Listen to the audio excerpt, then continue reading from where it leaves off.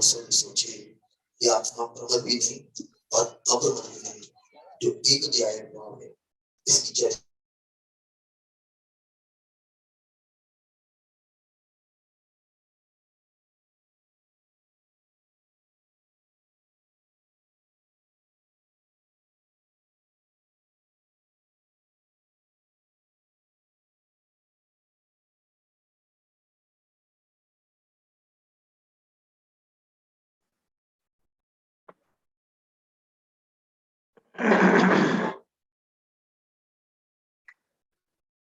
णमो अर्हन्ताडं णमो सिद्धाडं णमो वार्याडं णमो अध्यायाडं णमो लोये सव्यसाहुडं मोक्षमार्गस्य नेतारं भेत्तारं कर्मभूभृतां ज्ञातारं विश्वतत्त्वानां वन्दे तद्गुणलब्धये। तत्वार्थ सूत्र 7वां अध्याय। और इस 7वें अध्याय में सम्यक दृष्टि ज्ञानी धर्मात्मा वृत्ति जीव अपनी वृत्ति की स्थिरता के लिए कौन कौन सी भावनाएं भाते हैं उसकी बात चल रही है कि ये हिंसादि पांचों भाव, पांचों पाप भाव ये पतन कर देने वाले हैं, हमें धर्म से पतित कर देते हैं। यही लोग परलोक में निंदनीय होते हैं और अधिक क्या कहें, ये तो दुख रूप है, ये दुख ही है, ऐसी भावना भाते हैं। थोड़ा इससे हम अपना मूल्यांकन कर सकते हैं कि हिंसा का भाव, झूठ का भाव, चोरी का भाव, विषय सेवन का भाव, परिग्रह जोड़ने का भाव क्या हमें दुखदाई लगता है? क्या हम ऐसा विचार करते हैं कि वास्तव में हाँ, ये दुख के कारण है ना? ये सारी चीजें सोचने लायक है, क्योंकि इन सूत्रों में आखिरकार मूल्यांकन तो खुद का करना ही है ना। खुद की कमियों को तो आखिर इन सूत्रों के माध्यम से निकालना ही है ना। तो देखो यहाँ लिख रहे हैं कि विचार करो, है ना। कौन सा सूत्र पढ़ा था कल हमने? 10वां सूत्र पढ़ा था ना, ये दुख मेवा, यानी ये सभी भाव दुख है, दुख स्वरूप है। अब देखो ईमानदारी से मैं आपसे पूछता हूँ, बिल्कुल बहुत मन मन में सोचना, अब आपका जो आप जवाब देंगे वो मुझे सुनाई तो देगा नहीं, लेकिन मेरे प्रश्न का मैं स्वयं जो जवाब दूंगा मुझे सुनाई देगा, आपका जवाब आपको सुनाई देगा, है ना। जैसे आचार्य कह रहे हैं 10वें सूत्र में, 9वें 10वें सूत्र में, 7वें अध्याय के, ये हिंसादि पांचों पाप ये दुखकारी हैं, इनसे हमारा पतन होता है, यही लोग परलोक में निंदनीय है। तो ऐसा क्या हकीकत में हमें भाषित होता है क्या? ऐसा ऐसा अंदर में महसूस होता है क्या? जब आपको किसी को मारने का भाव आता है, डांटने का भाव आता है, किसी का उत्पीड़न करने का भाव आता है, किसी के प्रति क्रोध का भाव आता है, किसी से आप बैर भाव रखते हैं, तो आपको उसमें कष्ट लगता है? आप कभी एक पल को विचार करते हैं? अनेक बार जब व्यक्ति झूठ बोलता है, किसी को गालियां देता है, किसी के अशोभनीय वचन बोलता है, किसी की निंदा करता है, देखो निंदा में तो रस आता है व्यक्ति को, और यहाँ कह रहे हैं कि असत्य, क्योंकि निंदा भी असत्य वचन कहलाती है, और यहाँ वो विचार करता है कि निंदा करने का भाव ये दुख का कारण है, ये दुख है। अब आप सोचो, जब हम किसी की निंदा करते हैं, किसी को बुरा भला कहते हैं, तो उस समय का भाव क्या हमें ऐसा लगता है ये दुख रूप है? नहीं लगता। जब हम भंड वचन बोलते हैं, हास्य वचन बोलते हैं, है ना, जब बहुत अधिक बोलते हैं, तो उस समय जो भाव होता है वो सत्य वचन के अंतर्गत लिया है सब। तो क्या उस समय हमें ऐसा लगता है कि ये भाव ये दुख का कारण है, ये दुख रूप है? जब किसी को हम गालियां देते हैं, किसी को गधा है, तू मूर्ख है, तुझ में अकल नहीं है, बुद्धिहीन है, आस्तीन का सांप है, ऐसा जब हम किसी को कहते हैं, तो उस समय हमें लगता है कि ये भाव दुख रूप है, हम तो आनंदित होते हैं। और अनेक लोग तो अपने इस पाप का भी अहंकार करते हैं। अजी मैं जो कहता हूँ साफ साफ कहता हूँ, सीधा कहता हूँ, चाहे किसी को बुरा लगे चाहे अच्छा लगे, वो अहंकार करता, अहंकार नहीं है, झूठ है। सीधे सपाट बोलना, खट बोलना, मुंह पे बोलना, सब द्रव क्षेत्र काल भाव की मर्यादा के विरुद्ध बोलना, ये सब झूठ के अंतर्गत आता है। क्यों साहब हमने झूठ क्या कहा? काने को काना कहा, झूठे को झूठा कहा, बदनाम को बदनाम कहा, इसमें बुरा क्या कर दिया? तो सत्य बोला ना मैंने, मैं तो सच बोलता हूँ। अरे तुम्हें लग रहा है कि वो सच है, लेकिन ध्यान से मतलब ईमानदारी से बताना, जब आप बुरे को बुरा कहते हो, है ना, उसे खरी खरी खोटी सुनाते हो और वो सच होती है आपकी दृष्टि से, लेकिन उस समय आपको टेस्ट क्या आता है? अंदर में भाव कषाय का आता है कि समता भाव का आनंद आता है? भाव तो आनंद तो कषाय का लेते हैं आप, आनंदित होते हैं उसे दुखी करके। तो व्रत वो है कि उस व्रत के साथ एक आनंद का भाव जुड़ा हो, एक सरलता, शालीनता, मृदुता, कोमलता का भाव जुड़ा हुआ हो। आप सच बोल रहे थे, लेकिन आप तो उसका आनंद ले रहे थे। क्या आनंद ले रहे थे? कषाय का आनंद ले रहे थे आप। मैं तो मुंह पे कहीं देखता रह गया जी। ऐसा नहीं है। तो ये बहुत बड़े सूत्र हैं, ये छोटे छोटे दिखाई दे रहे हैं कि व्रत की भावना के लिए हमें ये विचार करना चाहिए कि ये दुख है। समझ में आया? अच्छा, आपको जैसे 5 इंद्रिय के विषय सेवन, वो कुशील के अंतर्गत पांचों इंद्रियों के विषय का सेवन आता है। आपको भूख लगी, आपको भोजन का भाव आया, आपको भोजन का भाव दुख रूप लगता है। आपको प्यास पानी पीने का भाव दुख रूप लगता है। आपको दुकान जाने का भाव दुख रूप लगता है। आपको भोजन बनाने का भाव दुख रूप लगता है। आपको बीवी बच्चों के संभाल का भाव दुख रूप लगता है। आपको सोने का भाव दुख रूप लगता है। आपको नहाने का भाव दुख रूप लगता है। आपको गाड़ी चलाने का भाव दुख रूप लगता है। आपको विवाह करने का भाव दुख रूप लगता है। आपको बच्चे से प्यार है अपने, आपको वो भाव दुख रूप लगता है। लिखा है सूत्र में, लिखा है आचार्य ने, मैं क्या कहूं। वो कहते हैं सब ये विचार करता है कि ये दुख रूप है। समझ में आया ना? आपको परिग्रह जोड़ने का भाव दुख रूप लगता है? मेरी तरक्की कैसे हो, मेरा व्यापार कैसे बढ़े, मेरे, है ना, इनकम कैसे हो, आपको ये भाव दुख रूप लगता है? बोले नहीं लगता। तो कहते इस सूत्र में की दृष्टि से आप अभी धर्म का पहला पायदान भी नहीं चढ़े। देखो मैं कह रहा हूं कि अपनी तरफ से, सरला जी, मैं अपनी तरफ से बात कह रहा हूँ। सूत्र में आचार्य लिख रहे हैं, देखो कैसे सूत्र हैं। देखो सूत्र को देखने की एक निगाह होती है ना। सूत्र तो शब्द हैं, शब्द हैं, खिड़कियां हैं। खिड़कियों के, इन शब्द रूपी खिड़कियों के जरिए हमें आचार्य के मंतव्य को, उनके मन को निहारना पड़ता है, उसके अंदर देखना पड़ता है, झांकना पड़ता है। क्या है तत्वार सूत्र में? ये कह रहे हैं कि तुम इसका विचार करो। ये जो चौबीसों घंटे हिंसा आदि के भाव हो रहे हैं, परिग्रह जोड़ने के भाव हो रहे हैं, विषय सेवन के भाव हो रहे हैं, व्यापार में कैसे बढ़ाऊं, कैसे ट्रिक अपनाऊं, ये जो अंदर में भाव हो रहे हैं, कहते ये भाव दुख रूप है। इनका फल तो दुख रूप सबको लगता है। मान लीजिए जब ये हिंसादी भाव होंगे और जो कर्म बंधेगा, और वो जो उदय में आएगा, और उस उदय में जो कष्ट होंगे, उस उदय से पता चले मनुष्य ही नहीं हुए, पशु बन गए। पता चले खूब छल कपट किया, जुबानी नहीं मिली। पता चले कुत्ता बिल्ली गाय भैंस पेड़ पौधे बन गए। खूब क्रोध का भाव, खूब बैर पालते थे, नरक में चले गए। तो पाप के उदय में जो फल मिलता है, वो फल तो सबको दुख रूप लगता है। अज्ञानी को भी दुख रूप लगता है, लेकिन क्या उसका कारण दुख रूप लगता है? कारण मतलब वो भाव दुख रूप लगता है क्या?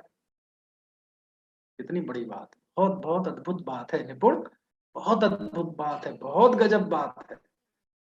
मैं कितना ही इसकी व्याख्या कर लूं, मैं वहां तक नहीं पहुंच पाऊंगा जिस भूमि पर बैठकर आचार्य लिख रहे हैं। ये बात कह रहे हैं, व्रत की स्थिरता के लिए, धर्म की स्थिरता के लिए ये विचार करे कि हिंसा आदि पांचों पाप दुख रूप। देखो तो कितनी, कितना बड़ा तत्व है इसमें, कितना बड़ा तात्विक चिंतन है ये।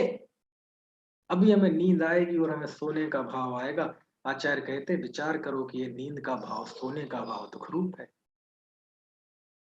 समझ में आ रही है बात है? कितना, यानी कितनी तत्व दृष्टि है आचार्य। कहते सुबह से लेके रात, रात से लेके सुबह तक जो भी 5 इंद्रिय संबंधी, व्यापार संबंधी, परिग्रह जोड़ने संबंधी, स्त्री संबंधी, विषय सेवन संबंधी जो भी आपके विचार चल रहे हैं, और उसमें हजारों विचार ऐसे हैं जैसे उसमें हमें लगता ही नहीं कि हम कुछ गलत कर रहे हैं। साहब तो होंगे ही हमारी भूमिका में, हाँ होंगे, क्यों नहीं होंगे, लेकिन वो अच्छे थोड़ी हैं। छोड़ना है ना उसे, पहले उसके प्रति हे की बुद्धि तो लाओ। छूटेंगे तो जब छूटेंगे, लेकिन उसके प्रति हे की बुद्धि होनी चाहिए कि ये दशा, ये भाव, ये भूमिका हे है, दुखदायक है, त्याज्य है। कहाँ लिखा? ये सूत्र में लिखा। जो मैं विचार करता है कि हिंसादि पांचों ये इहलोक में, इह अमुत्र, इहलोक में, परलोक में आत्मा को गिराने वाले हैं, कष्ट देने वाले हैं, पतन करने वाले हैं, निंदनीय है। अरे रे रे, और अधिक क्या कहें, अधिक क्या कहें, दुख में हुआ 10वां सूत्र, ये दुख रूप है, दुख रूप है। देखो ज्यादा क्या कहें, दुख रूप है। समझ में आया ना? हाँ, सच बात यह है कि सारी धर्म की बातें सुनना, समझना, पढ़ना, एग्जाम देना, पास होना, शिविर में चले जाना, पढ़ लेना, लौट के आ जाना, तारीफ कर देना, बहुत मजा आया शिविर में, क्लास बहुत अच्छी रही जी, ये सब काम बहुत आसान है, बहुत आसान है। लेकिन इस सूत्र में देखो तो क्या कह रहे हैं टोडरमल जी, यही तो लिखते हैं, भली होनहार है उस जीव को जिसको ऐसा विचार आता है कि मैं कौन हूँ, मेरा स्वरूप क्या है, ये भाव है, इनका फल क्या होगा। भाव समझ में आया ना? ये तत्व दृष्टि है ये। कितनी कितनी, मैं तो है ना, क्या बताऊं, है दुख में होगा, है छोटा सा सूत्र दिखाई देता है, दुख में होगा। अब अपन अर्थ करने में 2 मिनट में आगे भी बढ़ सकते हैं कि ये है हिंसादि पाप, ये दुख रूप है। बोले ये बात तो हमने हजारों बार सुनी है, हिंसादि पाप दुख रूप है, दुख रूप है, दुख रूप है। आचार्य ये नहीं कह रहे दुख रूप है, आचार्य आपको कह रहे हैं कि ऐसा विचार करो, और ऐसा विचार करो मतलब ऐसा स्वीकार करो। समझ में आती है बात? बहुत अच्छी बात है। मैं तो बहुत रोमांचित हो जाता हूँ जब ऐसे सूत्र पढ़ता हूँ, है ना? क्योंकि तत्वार सूत्र की हमारे मन में एक जो इमेज है, वो इमेज कुछ इस तरह की है कि इसमें तो सूत्र हैं, इसमें तो विवरण की बातें हैं। नहीं नहीं भैया, सूत्र बहुत अद्भुत है। यदि तत्वार सूत्र तो इतने 1900 साल में इस पे हजारों टीकाएं लिखी गई, और फिर भी मन नहीं भरता ज्ञानी धर्मात्माओं का, शुद्ध सेवकों का, फिर भी उस पे काम करते जाते हैं। महज 7-8 पेज में आ जाते हैं तत्वार सूत्र के पूरे सूत्र लिख दो तो, लेकिन फिर भी मन नहीं भरता। ये तत्वार सूत्र ऐसा कल्प वृक्ष है कि इसमें से कुछ भी मांग लो निकलता जाता है, लेकिन इसका तेज कम नहीं होता। वो जो कल्प वृक्ष है भोग भूमि के, वो तो कर्म भूमि के आते आते सब खत्म हो जाते हैं, लेकिन इसका तेज कम नहीं हुआ। ये ऐसा कल्प वृक्ष है, ये ऐसी कामधेनु, इसमें से दूध निकलता जाता है ना? देखो क्या सूत्र लिखा, बोले ऐसा स्थिरता के लिए ऐसा विचार करो, ये दुख रूप। समझ में आया ना? एक सूत्र पे अपने आप को तोल लो, तो सच में या तो हम अपनी नजरों से गिर जाएंगे, या जीवन में कुछ उत्थान हो जाएगा, है ना? कुछ पौरुष स्फुरायमान हो जाएगा, अपनी गलतियां पता चलेगी, जड़ता टूटेगी, है ना? है क्या करें? चलो आगे बढ़ते हैं, ठीक है? अब 11वें सूत्र पर आते हैं। 11वें सूत्र में ये बात बताई है कि चलो ये तो हो गई 5 पापों के प्रति जीव कैसी भावना रखे, लेकिन हमारे सुबह से लेके रात तक, रात से लेके सुबह तक, महीने के 30 दिन, साल के 365 दिन, पूरे जीवन बहुत तरह के लोग हमें मिलते हैं, है ना? और जितने लोग आपको मिलते हैं उसमें 3 तरह के लोग आपको दिखाई दें। एक तो सभी जीव राशि, सभी जीव मात्र, है ना? कोई भी जीव हो, सब जीव, ठीक है? दूसरा, उन जीवों में भी ऐसे जीव जो आपसे ज्यादा गुणी है, जो आपसे ज्यादा गुणवान है। समझ में आती है बात? है जिनको देखकर आपको मस्तक नवाने का मन करता है, जिनको देखकर आप प्रसन्नता से, है ना, उछल पड़ते हैं, यानी आपसे ज्यादा गुणवान, ठीक है? एक वो लोग मिलेंगे जो बहुत दुखी हो, बहुत कष्ट होगा जिनके जीवन। एक तो कौन से मिलेंगे जो अधिक गुणवान, एक कौन से लोग मिलेंगे जो बहुत दुखी हों, कोई गरीबी से दुखी होगा, किसी के पास रोजगार नहीं होगा, इस वजह से दुखी होंगे। कोई ऐसे होंगे रोजगार होगा लेकिन उसमें भी उनका जीवन नहीं चलता होगा, इसलिए दुखी होंगे। कोई दुखी इसलिए होंगे क्योंकि उनकी तरक्की नहीं हो रही होगी। कोई दुखी इसलिए होंगे कि पैसा बहुत होगा लेकिन शरीर में अनेक बीमारियां होंगी। कोई दुखी ऐसे होंगे कि बीमारियां भी नहीं होंगी, पैसा भी नहीं होगा लेकिन इज्जत नहीं होगी। कोई इसलिए दुखी होंगे कि उनका लोक में सम्मान नहीं हो पा रहा, है ना, जय जयकार नहीं हो पा रहा। कोई इसलिए दुखी होंगे कि जितना है उतने में संतोष नहीं होता, और चाहिए और इतना। तो चलो जो इच्छाओं से दुखी हैं उनको तो छोड़ दो, वो तो बहुत, लेकिन जो उदय से बेचारे दुखी है ना, आप देखो दुनिया में कितने गरीब लोग हैं, कितने कष्ट में हैं। अभी मैं यहाँ बैठा हूँ जहाँ सम्बे शेखर जी में, अभी ये बेचारे डोली वाले होते हैं। एक व्यक्ति कोई डोली की चर्चा करता है तो 50 डोली वाले घेर लेते हैं। अब उसमें देखो काम तो एक को मिलेगा, और बाकी 49 के हाथ में निराशा आती है। वो रोज उम्मीद से आते हैं कि आज मिलेगा काम, आज मिलेगा, पता चले हफ्ता भर निकल गया, कोई काम ही नहीं मिला। समझ में आया ना? ऐसे ऐसे दृश्य बताते हैं लोग कि ये ऐसी स्थिति भी थी इस देश में, अभी भी है अनेक इलाकों में, कि एक व्यक्ति जा रहा था तो उसके वो छोटे से डब्बे में दूध था, और ठोकर खा के गिर गया। वो दूध फैल गया, तो फैले हुए दूध को कई गरीब आए और ऐसे चाटने लगे, ऐसे हाथ से ऐसे। कितनी गरीबी। तो कहते दुखी बहुत हैं। समझ में आया? है, आप बाजार में जाते होंगे, है, स्टेशन पे जाते होंगे, है ना, और बस स्टैंड पे देखते होंगे, मंदिरों के बाहर देखते होंगे, तो कितने कितने दुखी आपको भीख मांगने वाले मिलते हैं कि नहीं? मजदूर मिल, अरे आपके घरों में काम करने वाले होते हैं, पूरे साल, है ना, पूरे महीने वो अ, रगड़ती है फर्श, खूब रगड़ रगड़ के और खड़े होके कराते, देखो यहाँ रह गया, यहाँ रह गया, तुरंत में आप उसे 400-500 रुपए दे देते हैं पूरे महीने के। कितने दुखी। अरे अभी कोरोना के समय में जब पहला लॉकडाउन लगा था, तो पूरे देश से, उत्तर भारत से और गुजरात से भी लाखों मजदूर ऐसे थे जो पैदल चल के 1.5-2 हजार किलोमीटर गए थे अपने गांव में। अरे मालिकों ने उनके पैसे नहीं दिए, 10-10, 15-15 दिन, महीना महीना भर की उनकी सैलरी खा गए और चले गए, पैदल गए। सड़कें पे वाहन नहीं चल रहे थे, ट्रेन नहीं चल रही थी, और एक हाथ में झोला है, एक हाथ में बच्चा लिए है महिला, ऊपर कुछ और सिर पे रखे है, ऊपर मई अप्रैल का महीना है, गर्मी में चले जा रहे 1.5-2 हजार किलोमीटर। सोचो, को खाना नहीं मिला 3-3 दिन तक। और एक जगह तो मैंने देखा कि 3 दिन से खाना नहीं मिला था उन्हें, और एक जगह दाल चावल मिल रहा था, किसी ने, पुण्यात्मा जीव ने कोई व्यवस्था कर रखी थी।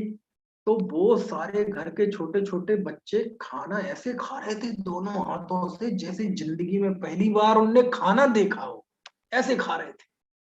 तलवे छिल गए, तलवे, हड्डी निकल आई तलवों की। तो ऐसे आपको दुखी जीव मिलेंगे, गरीब, अशक्त, असमर्थ, लूले, लंगड़े, ऐसे। तो कौन से मिलेंगे? गुणी मिलेंगे, आपसे अधिक गुणवान। दुखी मिलेंगे। और एक और तीसरे तरह के व्यक्ति, पहले में तो जीव मात्र है, उसमें तो अभी हमने भेद नहीं किया। उसके अलावा पहले गुणीजन, दूसरे दुखी, और तीसरे जो आपको लोग मिलेंगे वो होंगे जो आपसे असहमत है। असहमत मतलब आप 7 तत्व जानते हैं, 6 द्रव्य जानते हैं, आप ईश्वर को कर्ता नहीं मानते, आप जिनेंद्र देव को मानते हैं, रागी द्वेषी देवी देवताओं को नहीं मानते, आप अहिंसा में विश्वास रखते हैं, सत्य में विश्वास रखते हैं, त्याग में विश्वास रखते हैं, है ना।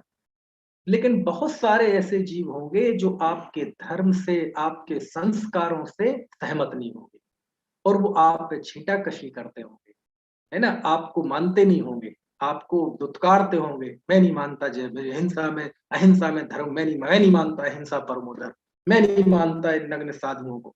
ऐसे अनेक अनेक तरह के जीव होंगे जो आपसे असहमत होंगे,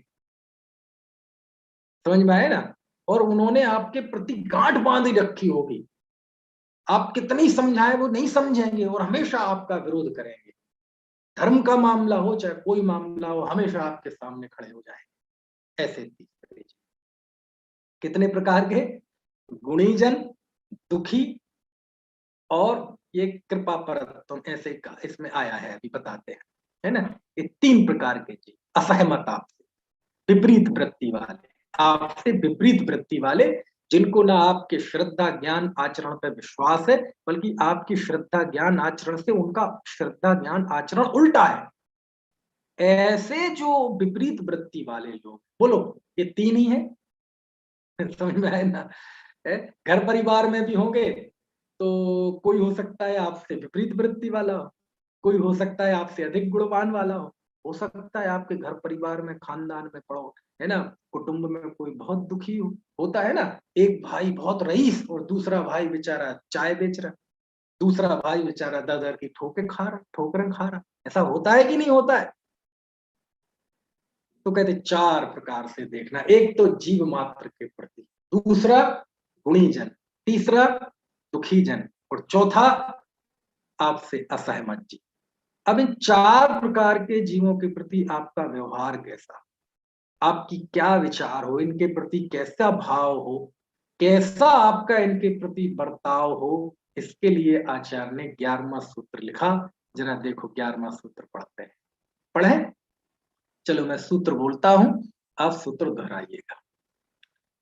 मैत्री प्रमोद कारुण्य माध्यस्थानी च सत्व गुणाधिक्लिश्यमाना विनयेषु। फिर से बोलता हूं सूत्र, मैत्री प्रमोद कारुण्य माध्यस्थानी च सत्व गुणाधिक्लिश्यमानादि विनयेषु, माना विनयेषु, ऐसा।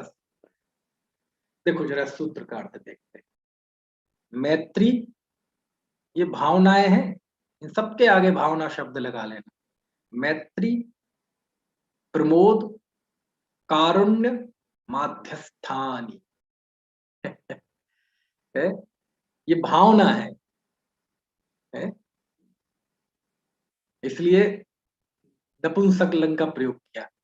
मैत्री भाव, प्रमोद भाव, कारुण्य भाव, माध्यस्थ भाव, भावना, ठीक है ना, भावना, माध्यस्थ भावना, किन के प्रति? सत्व, गुणाधिक, क्लिश्यमान और अविनीयेष। क्या मतलब हुआ? सत्व, सत्व मतलब होता है जीव, संसारी, हमारे आसपास के जो भी संसारी जीव हैं, सिद्ध भगवान नहीं, इसमें भगवान है ना, तो सभी जीवों के, संसारी जीवों के प्रति, प्राणी मात्र के प्रति। अब प्राणी से स्वाभाविक प्राणी जिसमें प्राण होते हैं, भगवान सिद्ध भगवान के तो कोई प्राण होते नहीं, तो सामान्य तौर पे हमारे आसपास के सभी जीव, तो सभी जीवों के प्रति, प्राणी मात्र के प्रति मैत्री का भाव। वे 4 भावनाएं लिखी और 4 जीव लिखे, तो उनका एक के साथ दूसरे की सेटिंग मिला लेना, पहले से पहला, दूसरे से दूसरा, तीसरे से तीसरा, चौथे से चौथा। तो सत्व, तो सत्व यानी प्राणियों में, सभी प्राणियों के प्रति, सभी प्राणियों में मैत्री का भाव। और दूसरा लिखा गुणाधिक, गुणाधिक यानी जो हमसे अधिक गुणवान है, उनके प्रति प्रमोद का भाव, प्रमोद की भावना, ठीक है। और तीसरा क्लिश्यमान, क्लिश्यमान मतलब दुखी, ऐसे दुखी जीवों के प्रति कारुण्य भावना, कारुण्य भाव। और फिर चौथा लिखा अविनीयेषु, अविनीत, किसी भी कीमत पे आपकी श्रद्धा ज्ञान चारिता, आपको कोई भी आपकी वृत्ति वो स्वीकार करने के लिए तैयार नहीं है, ऐसे जो आपसे विपरीत वृत्ति वाले हैं, उनको लिखा अविनीय। जो अविनीत हैं उनके प्रति माध्यस्थता का, ये 4 भावनाएं आचार्य ने बताई, है ना। और वही उसमें लिखा है, प्रेम भाव हो सब जीवों में, गुणी जनों में हर्ष प्रभु, करुणा स्रोत बहे दुखियों पर, दुर्जन में मध्यस्थ में। अब ये दुर्जन शब्द जो अनुवाद है वो थोड़ा सा अलग हो जाता है ना, क्योंकि यहाँ अविनीत, अविनीयेषु को यहाँ दुर्जन कहा, लेकिन दुर्जन और अविनय में फर्क होता है, अनेक ऐसे व्यक्ति हो सकते हैं जो आपसे असहमत हो, लेकिन आप ये नहीं कहेंगे कि ये दुर्जन है। हो सकता है सज्जन हो, समझ में आए ना?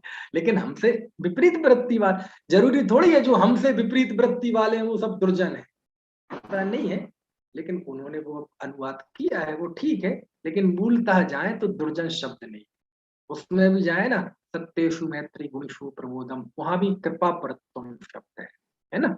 चलिए, तो आचार्य कहते हैं कि सभी जीवों के प्रति मैत्री का भाव, समझ में आया ना? मैत्री का। अच्छा, मैत्री का भाव मतलब क्या?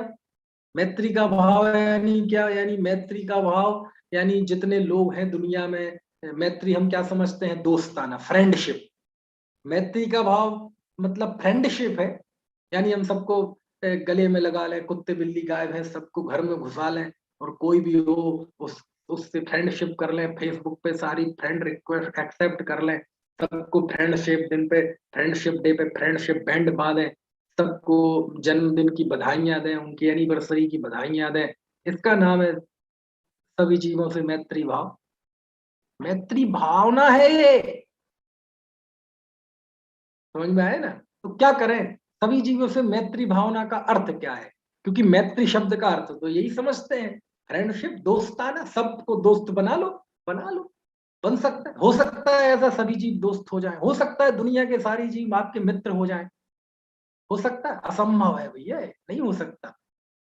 नहीं तो कल से आप घर से निकलो, रोज 2-4 घंटे हर घर में जाए, मैत्री भाव, मैत्री भाव, सबको गले लगाओ, मैत्री भाव, सबको फ्रेंड, सब दोस्त हमारे। इसका नाम नहीं है मैत्री भाव। क्या मतलब हुआ? मैत्री भाव का अर्थ जानने के लिए आप जाइए आचार्य अकलंक स्वामी के चरणों में। किनके चरणों में? आप आचार्य अकलंक स्वामी के चरणों में जाइए, अकलंक देव के चरणों में जाइए और उनसे पूछिए राजवार्तिक में, तत्वार्थ वार्तिक में, कि हे आचार्य देव, मैत्री का अर्थ क्या है? तो मालूम क्या कहते हैं? मैत्री का अर्थ मतलब सबसे फ्रेंडशिप करना नहीं, तो मतलब तो वही होते हैं। कहते सुनो, आपका कोई दोस्त हो, चलो वहीं से अर्थ ले लो, आपका कोई दोस्त हो तो आपके बीच में जो दोस्ती का रिश्ता है वो किस चीज का है? आप अपने दोस्त को दुखी नहीं देख सकते। यदि आपका दोस्त आ रहा और थोड़ा सा टेंशन में हो तो कहते क्या क्या बात है, बताओ क्या क्या चिंता है? बोले नहीं नहीं नहीं नहीं नहीं नहीं, कोई बात तो है। अरे तुम बताओ क्या तकलीफ है तुम्हें? अरे अपन बैठ के हल करेंगे, मैं तुम्हारा ये हाल नहीं देख सकता, तुम्हारा लटका हुआ चेहरा नहीं देख सकता, तुम्हारे तुम टहकते थे, उछलते थे, मजाक करते थे, हंसते थे, ये मुझसे छुपाओ मत, देखो है। तो वो थोड़ा सा कृत्रिम मुस्कुरा देता है, बोले नहीं नहीं नहीं, है ये जो तुम मुस्कुरा रहे हो और कौन सा गम है जो छुपा रहे हो? नहीं नहीं, बताओ, ऐसे नहीं, क्या मतलब हुआ? बात करो, अब उसको हल करेंगे। अरे मैं हूं ना तुम्हारा दोस्त, क्यों चिंता कर रहे हो? प्रीत्यात्म वीर्यम विचार्य मृगी मृगेंद्रम नाभ्येति किम निज शिशो परिपालनार्थम। उसमें है ना, हालांकि वो प्रसंग दूसरा है ना, कि जब वह हिरण के बच्चे पे शेर हमला कर देता है तो वह हिरण की माँ, वो जानती है कि मैं इससे निपट नहीं पाऊंगी शेर से, लेकिन अपनी बच्ची की प्रीतिवश वो शेर से भी भिड़ जाती है। धर्मी सोंगो बच्चे प्रीति सब। तुम बताओ यार क्या दिक्कत, बताओ, ऐसे नहीं, मैं नहीं जा, मैं नहीं, तुम नहीं खाना खाओगे तो मैं भी नहीं खाऊंगा। कहते इतना इतना प्यार होता है, मतलब मित्रता, यानी हम तुम्हें दुखी नहीं देख सकते, इसका नाम मित्रता है। लेकिन ये मित्रता तो एक व्यक्ति के प्रति हुई ना, इसी का नाम मैत्री भाव है। तो आचार्य कहते सुनो, दुनिया में सभी जीव सुखी रहे, किसी के जीवन में कोई कष्ट ना हो, बस इस भाव का नाम है मैत्री भाव। इसका नाम है मैत्री भावना। इसका नाम क्या है? मैत्री भावना। सुखी रहे सब जीव जगत के, कोई कभी ना घबरावे। सब जीव सुखी रहे, सब जीव आनंद मंगल गाएं, सब जीवों को अनुकूलता मिले, सब जीवों को आत्मदृष्टि मिले, सब जीव अपने स्वानुभव के सुख से संपन्न रहे, किसी के जीवन में हताशा ना आए, किसी के जीवन में निराशा ना आए, सबको अपने वैभव की, है ना, खबर हो, सबको तत्व दृष्टि हो, वस्तु स्वरूप विचार खुशी से सब दुख संकट सा। ये भाव जो है कि कोई दुखी ना रहे, सब सुखी रहे, इसका नाम है मैत्री भावना। किसी पर्टिकुलर एक व्यक्ति का नहीं, सब सुखी रहे, इसका नाम है मैत्री भावना। समझ में आए ना? है? अपनी तो ऐसा है कि सब सुखी हो जाए, बोले हाँ हो जाए, बस ये मेरी सास सुखी ना हो, इसको छोड़ के सब सुखी हो जाए, ये मेरी बहू सुखी ना हो, ये मेरा पड़ोसी सुखी ना हो, इसने मुझे बहुत दुखी कर रखा है, जिसने मुझसे 2 लाख रुपए उधार ले रखे हैं, बस ये नहीं दे रहा, ये सुखी ना हो, बाकी सब सुखी हो जाए। ऐसा ही होता है कि नहीं है? बोले हमें सब जीव भगवान आत्मा दिखता है, दिखते हैं, बस ये हमारा नौकर भगवान आत्मा नहीं दिखता, इसने मेरे खिलाफ गलत गवाही दी थी, ये भगवान आत्मा नहीं दिखता। कहते अभी तुम्हारे अंदर धर्म का दूर दूर तक प्रवेश है, सब सुखी रहे, दुश्मन भी, हाँ दुश्मन भी पर सुखी रहे, है? विपरीत वृत्ति वाला भी सब सुखी रहे, आपको गाली देने वाला भी सब सुखी रहे। अच्छा और कठोर बात कहूं, विशुद्धि, ये पीछे क्या कर रही, इसको बिठाओ बगल में। अच्छा पाकिस्तानी भी सुखी रहे, अशोक जी, पाकिस्तान वाले भी सुखी रहे। अच्छा आतंकवादी भी सुखी रहे, चोर डकैत भी सुखी रहे, ये सांप सांप बिच्छू भी सुखी रहे, ये तालिबानी भी सुखी रहे। ये क्या कह रहे हैं आचार्य? अरे पढ़ना बहुत सरल है, सुनना बहुत सरल है, लेकिन इसको इससे महसूस होना बहुत कठिन। मेरी बात आपको समझ में आ रही है? अच्छा ईमानदारी से बताना, आपने टीवी चालू की और टीवी में एक ऐसा दृश्य आया कि देखा कि कहीं बम ब्लास्ट हो गया है, चिथड़े चिथड़े उड़ गए हैं, पुलिस वालों की गाड़ियां और एम्बुलेंस दौड़ रही हैं, छत पे शरीर पड़े हैं, और आपने एकदम टीवी खोली, हाँ ये क्या हो गया, आप एकदम दुखी हो गए, कहीं बम ब्लास्ट हो गया, कहीं है ना आतंकवादी गतिविधि हो गई, ये और ऐसे आप दुखी हुए ही थे कुछ सेकंड के लिए, और दुखी होते ही आपके मन में प्रश्न आएगा कहाँ हुआ, कैसा हुआ? एकदम आपने ऊपर देखा कि कोने में लिखा आ रहा है इस्लामाबाद, लाहौर, अथवा कराची, अथवा रावलपिंडी। अब आपको कैसा लगेगा? अब देखो उसी पट्टी पे लिखा होता दिल्ली, बेंगलोर, अहमदाबाद, अरे रे, उसी पट्टी पे लिख गया लाहौर, कराची, है सही हो रहा है, इनके साथ ऐसा ही होना चाहिए। कहाँ गई वो लाइन? सुखी रहे सब जीव जगत के, कोई कभी ना घबरावे। बंद करो ये बोलना पंक्ति, इसमें कंडीशन लगा दो कि नहीं, सब जीव सुखी तो रहे, लेकिन कौन कौन से? भाई साहब इसमें थोड़ा कुछ लोग माइनस को करो, ये पाकिस्तानी को हटाओ, इन तालिबानियों को हटाओ, ये जो हमारा पड़ोसी है इसने दुखी कर रखा है इसको हटाओ, सास है तो बहू को हटाओ, बहू है तो सास को हटाओ, इन लोगों को हटा दो, फिर कहते हैं सुखी रहे सब, फिर सब कहाँ रहे? आपके चुने हुए जीव हो गए इतने सुखी रहे। बहुत कठिन बात है? रोज क्यों पढ़ते हैं? इसलिए पढ़ते हैं कि पढ़ो तो मुंह पे आएगी तो कभी हम बता भी सकते हैं, है ना? पढ़ो, लेकिन पढ़ना बंद नहीं करना है, लेकिन थोड़ा सोचो क्या है, सुखी रहे सब जीव जगत के, वो भी सुखी रहे। अरे वो तो दुखी जैसे होंगे वो अपने कर्म के उदय से होंगे, लेकिन तुम दुखी होने की भावना मत भाव कि वो दुखी रहे, तुम तो यही रखो कि वो सुखी रहे। सुखी रहे मतलब आतंकवादी चाहता है कि मैं सारी दुनिया को जन्नत जहन्नुम बना दूं, और हम भावना भाई कि उसको वो हो जाए।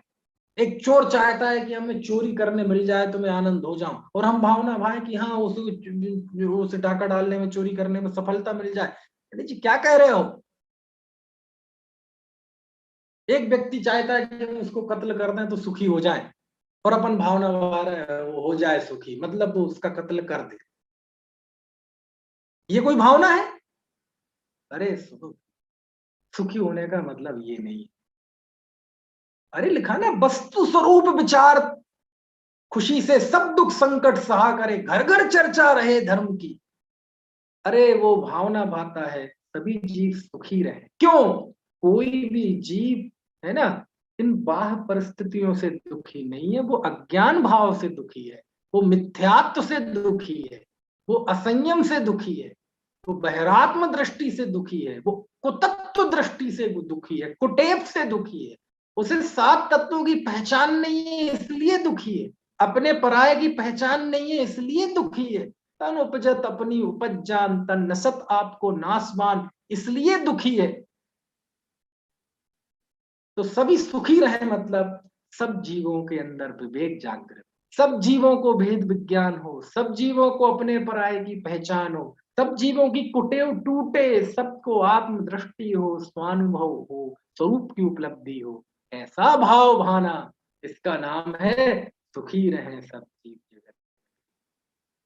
और रही बात लौकिक सुख की, तो वो तो कभी ऐसा हो ही नहीं सकता कि सभी जीव ऐसा हो जाएंगे, और ये भावना है। अच्छा, ऐसा कभी होगा मदन लाल जी, ऐसा कभी होगा कि सभी जीव सम्यक दृष्टि हो जाएंगे, सभी सुखी हो जाएंगे? नहीं होगा। भावना उसी का ही नाम है जो पूरी ना हो, है ना? है? तो ऐसी भावना क्यों भाते हैं? क्यों भाते हैं?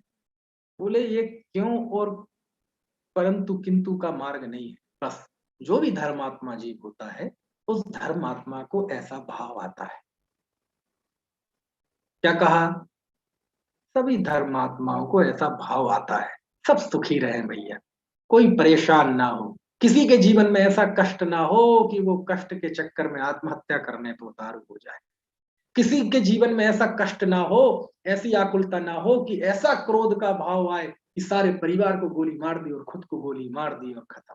कहते ना ना, ऐसा कष्ट किसी को ना हो, सबको विवेक आए, सबको ढांढस बंधे, सबको सहनशीलता का भाव आए, आपस में लोग लड़े नहीं, आपस में लोग झगड़े नहीं, एक दूसरे के खून के प्यासे नहीं हो, सबके अंदर विवेक जागृत। ऐसा भाव स्वाभाविक तौर पे ज्ञानी धर्मात्माओं को आता है, यद्यपि वो जानते हैं एक भावना है, एक तत्व है, तत्व दृष्टि ये कहती है कि कोई किसी को सुखी नहीं कर सकता, दुखी नहीं कर सकता, और ऐसा कभी नहीं होगा दुनिया में कि सारे जीव सुखी हो जाए। लेकिन भावना ऐसी ही भाई जाती है, मतलब ये भाषा है, ज्ञानी को ऐसा ही भाव आता है, सब सुखी रहे, कोई दुखी ना रहे। क्यों आता है ऐसा भाव? पता नहीं, आता है। नहीं, कुछ तो कारण होगा, नहीं कुछ कारण नहीं होता, आता है बस। पानी शीतल क्यों होता है? क्यों यूं मत लगाओ, बस होता है। आग गर्म क्यों होती है? बस होती है। नींबू खट्टा क्यों होता है? बस होता है। समझ में आ रही बात की नहीं? सूरज पूरब दिशा से क्यों निकलता है? बस जी निकलता है। ऐसी भावना क्यों होती है जो कभी पूरी ना हो? बस होती है। क्यों 16 कारण भावना में तीर्थंकर बांधने, प्रकृति बांधने वाले जीव को ये भाव होता कि नहीं, अरे सभी जीवों का कल्याण हो, लेकिन कभी हो सकता है सभी जीवों का कल्याण? नहीं होता। तो भावना क्यों भाते हैं? अरे भाते हैं, ये भाषा है, भावना होती है। समझ में आया ना? होती और भाते हैं में समझ में आया कि नहीं? होती है, बस स्वाभाविक रूप से होती है। जैसे जिस सुहागिन बहन के गर्भ में जब कोई आ जाए, तो स्वाभाविक तौर पे उसे ममता का भाव पैदा हो जाता है। क्यों होता है साहब? होता है, पिता के अंग में पितृत्व का परिणाम आ जाता है। क्यों आ जाता? बस आ जाता है। कहां से आया? कहीं बाजार से आया? नहीं, उसकी माँ ने बताया, बेटा अब तुम्हारे गर्भ में एक बच्चा पल रहा है, तुम सुहागिन स्त्री हो, तुम्हारा घर परिवार है, अब तुम उस बच्चे के प्रति प्यार जागृत करो। चुप रहे, इसका कोई उपदेश नहीं होता, वो तो अपने आप आ जाता है। लाखों लोग समझाएं तो आएगा, इसलिए नहीं, और लाखों लोग मना करें नहीं, अपने अंदर ममता का भाव पैदा नहीं होने देना, तब भी तुम्हारे उपदेश से कोई फर्क नहीं पड़ेगा, बस वो भाव आता है, सहज होता है। और सहज कहते ही उसे है सहजा, साथ साथ उत्पन्न होना। वहां गर्भ में बालक आया और उसी समय उसके अंदर मातृत्व आ गया, उसी को कहते हैं सहज होना, साथ साथ उत्पन्न होना। तो क्यों आता है ज्ञानी धर्मात्माओं को? सभी जीव सुखी रहे, घर घर चर्चा रहे धर्म की, मतलब घर घर में 6 द्रव्यों की चर्चा हो, घर घर में 7 तत्वों की चर्चा हो, घर घर में इंद्रिय विषय की, है ना, हेयता की चर्चा हो, घर घर में आत्मदृष्टि की चर्चा हो, घर घर में स्वानुभव की कला की चर्चा हो। इसका नाम है घर घर चर्चा रहे धर्म। तो ऐसा क्यों भाव आता है जी? बस आता है, समझ गए? चुप रहो मतलब आता है, मतलब ये स्वाभाविक है, ये कोई ओढ़ा हुआ भाव नहीं है, ये किसी का सिखाया हुआ भाव नहीं है, ये कोई बाजार से खरीदा हुआ भाव नहीं है। मैं जैन हूं, मुझे ऐसी भावना भाना चाहिए, इस वजह से ये भाव नहीं है। मैं जिस भूमिका में हूं, उस भूमिका में ऐसा भाव मुझे करना चाहिए, ऐसा भाव नहीं है। ये बस आता है। समझ में आया ना?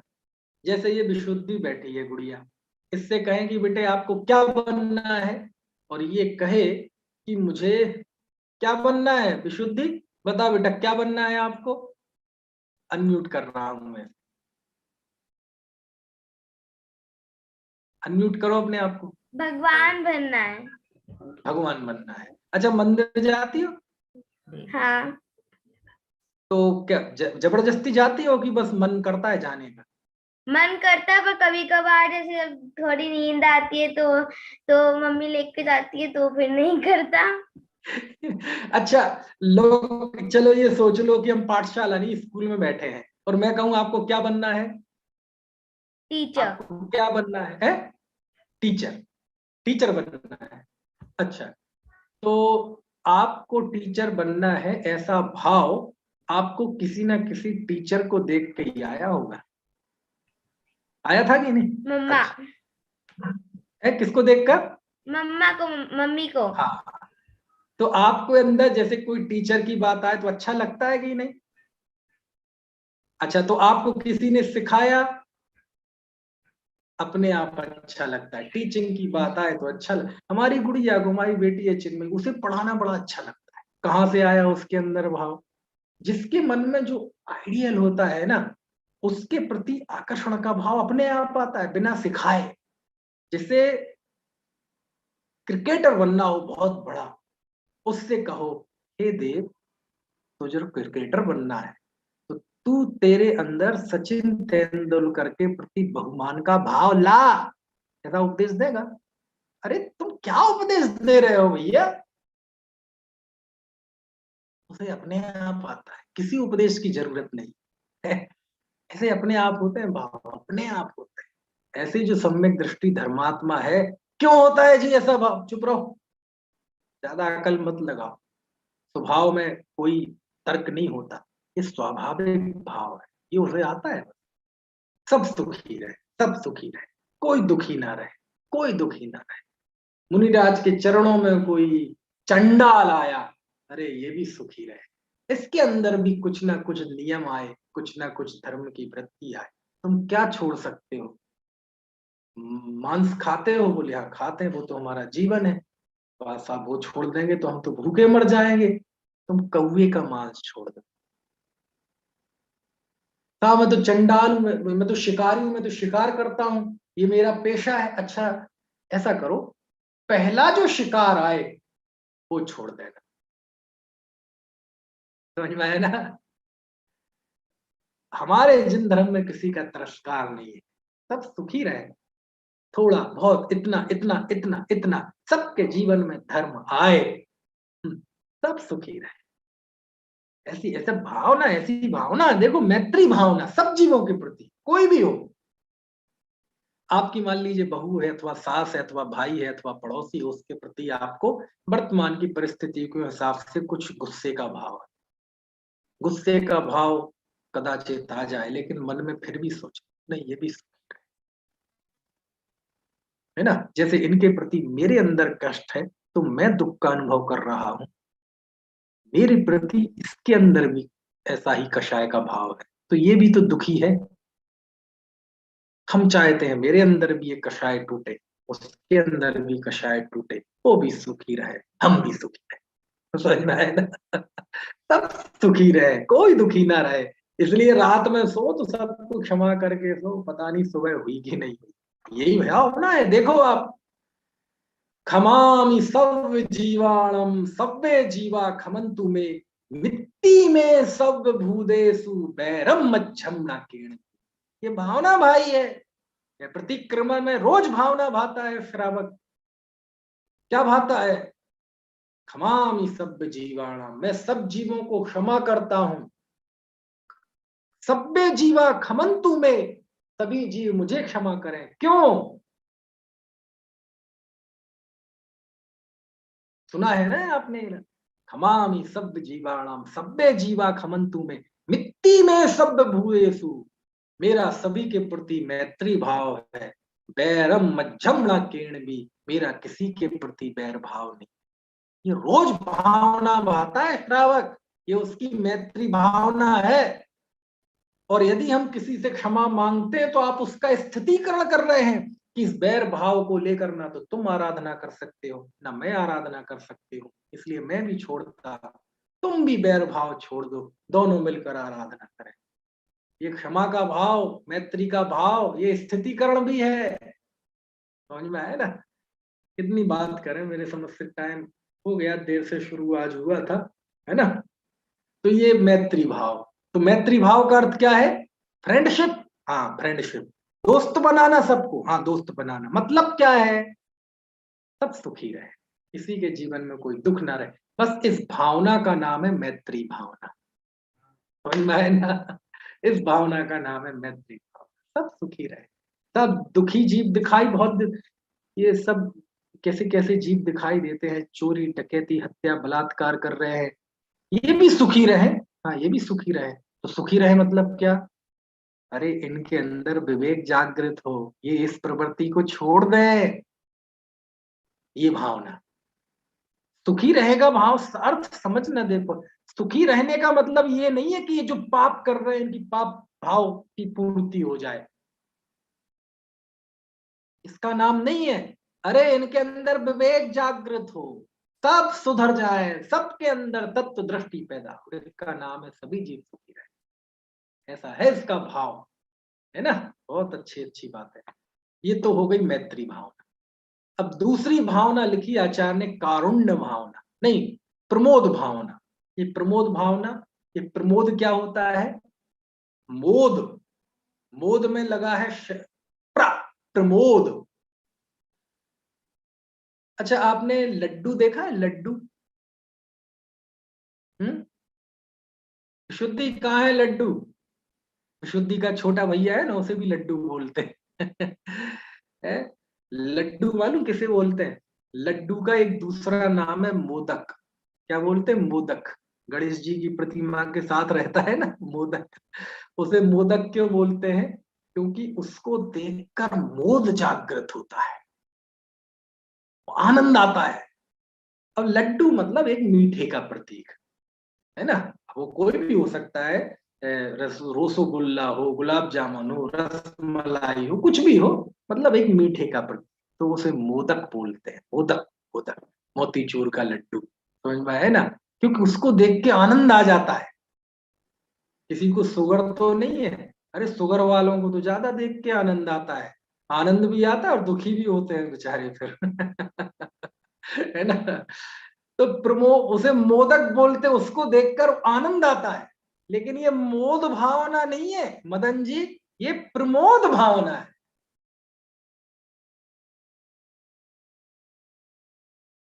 लड्डू आपके अंदर मोद जगाता है, लेकिन धर्मात्मा जी सामने दिखाई दे तो आपके अंदर प्रमोद का भाव आता है, प्रकृष्ट आनंद। ये लौकिक आनंद नहीं है। ये लौकिक विषय को देखकर जो उत्कंठा का भाव आता है, मुंह में पानी आता है, ये वो आनंद नहीं है। उस आनंद से अलग करने के लिए आचार्य ने कड़ा जोड़ा, ये प्रकृष्ट आनंद है, ये अलग तरह का आनंद है। ऐसा आनंद धर्मात्मा जीवों के अंदर होता है। किसको देखकर?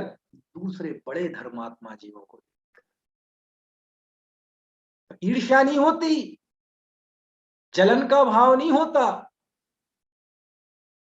घृणा का भाव नहीं होता, लगे हैं त्याग तपस्चरण में, प्रमोद का भाव होता है। कितना चारित्र है, कितने व्रतादि का पालन करते हैं, कितना श्रुत की सेवा करते हैं, ये कितने धर्मात्मा है, कितने सरल परिणामी है, कितने कोमल परिणामी है, कितने सज्जन है, कितने त्यागी है, कितने व्रती है। ऐसा अपने अधिक गुणवानों को देखकर आनंद का भाव आया, मन हृदय आनंद में उछल पड़ा, हर्षित हो गया। समझ में आया? कैसे? जैसे बच्चे लॉलीपॉप को देखकर मुदित होते हैं ना, क्यों? जैसे शुगर वाला व्यक्ति रसगुल्ले को देखकर मुदित होता है, हालांकि वो थोड़ा किस्म साधा भी है? जैसे रागी है, जब किसी बहन की डिलीवरी होती है और डिलीवरी होने के बाद जैसे उसको बच्चा जब हाथ में दिया जाता है, कैसा प्रमोद, इसके इंतजार में थे 9 महीने। समझ में आया ना? और बाहर लोग उत्कंठा में रहते हैं, क्या हुआ क्या हुआ, और नर्स ने आकर बाहर बताया, हाँ जी आप दादी बन गई। उसकी सास को, उसके पति को बताया, हाँ जी आप पिता बन गए, हाँ जी आप नाना बन गए, आपके पोता हुआ है। प्रमोद प्रमोद। तो जैसे रागी जीव राग की खबरों को सुनकर, चीजों को सुनकर आनंदित होते हैं, ऐसे ही कोई धर्मात्मा आ जाए तो धर्मात्मा जीव को गुण से अधिक गुणवान को देखकर प्रमोद मन में आ जाए, आनंद आ जाए, आनंद हर्षित हो जाए, मंगल मनावे वो। इसका नाम है प्रमोद भावना।